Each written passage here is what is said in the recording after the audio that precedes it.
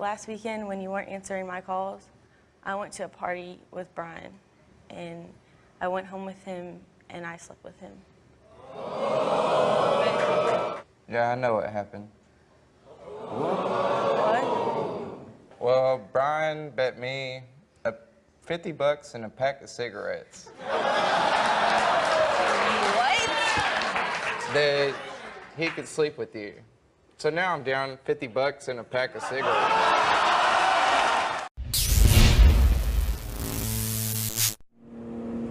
Oh, look at that, the iguana trying to eat his ball at 16. Come on, push it back to the hole. We've seen the seagull at the TPC. Steve Lowry, 1998 seagull at 17, picked up the ball, tried to fly off, dropped it right in the lake. But he'll just be able to get. Look at this little fella run. That's got to be a shot of the day.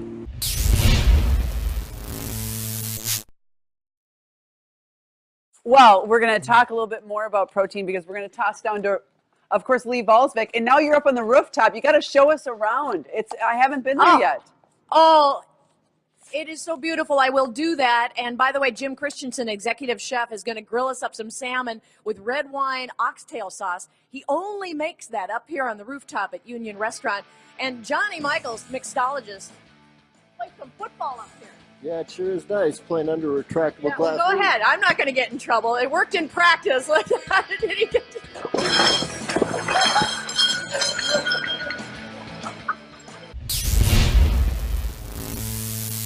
Stay focused. There's a lot happening. It's a lot of stress. Even if you're feeling under control, the person next to you might be not. And that was really an example of what we're seeing here. Look at them sharing water just out of the cap of that bottle. It's fantastic. Yeah, I'm not sure that was water. I need to feel better, guys. Okay. Just let that one. We'll continue to monitor this, and if they should, we'll monitor Bill's video, and if they should. There's the water. Excellent. Water. Thank goodness for that. 2011 premieres, baby. We made it. We made it. We made it. I am so happy. I'm gonna propose to my girlfriend on national TV. Baby, yes! Will you marry me? Will you marry me? I've loved you for so long. Hook up. Wait a minute. Give me a second. You're more nervous than I am. That's pretty good. I like that. Ready? Okay. Go. Oh! Ta-da! So does that usually happen on the first time? Usually don't fall down, but...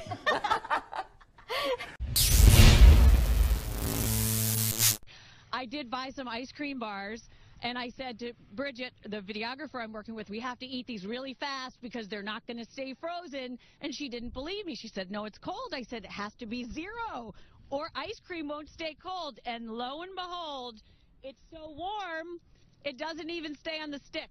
See that? The legend of Bigfoot is resurfacing in a western North Carolina town. A man in Cleveland County says he saw the mythic beast just last week. And as Ann Sheridan reports, this isn't the first time a sighting's been reported here. I tried to call him. Tim Peeler thought he was calling coyotes. Instead of them, him. He got something that frightened even the self-proclaimed mountain man. This thing was 10 foot tall.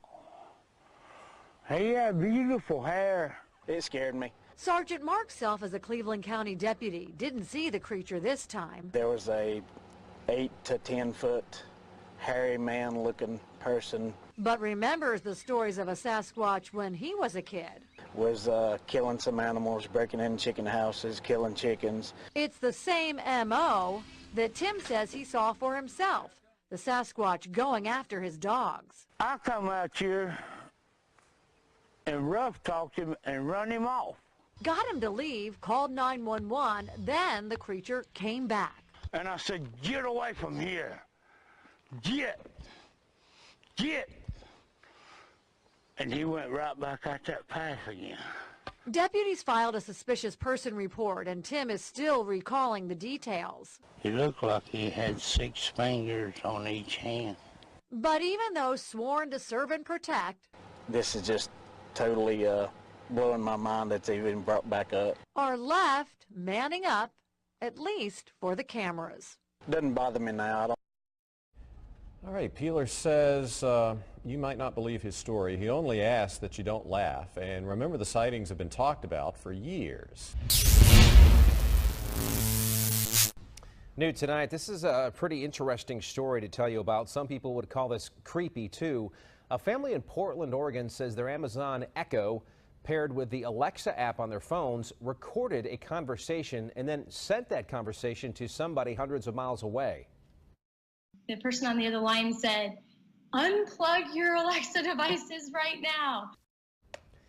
That's the call the family got from a friend in Seattle about 2 weeks ago.